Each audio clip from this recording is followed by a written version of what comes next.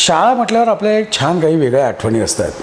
हे आता इतक्या वर्षानंतर माझे 1976 साली मी ACC झालो आणि 1976 किती वर्ष झाली शाळा संपवून, पण तरीही शाळेचा बाग, शाळेचा फळा, शाळेचा खडू, शाळेचा डस्टर, शाळेत मिळणारा वडा, शाळेत मिळणाऱ्या अनेक गोष्टी, या सगळ्या गोष्टी मला अतिशय जवळून आठवतात. कारण त्यांच्याबरोबर आपला रोज संबंध असतो. कसं असतं की शाळेत असताना ना की आपण अभ्यासाला तर जातोच शाळेत. मुळात शाळा कशासाठी आहे? तर अभ्यास करण्यासाठी आहे. पण त्याचबरोबर काही शाळांमध्ये किंबहुना शाळांमध्ये अपेक्षित काय आहे, तर मुलांना काय येतं, मुलांना काय आवडतं.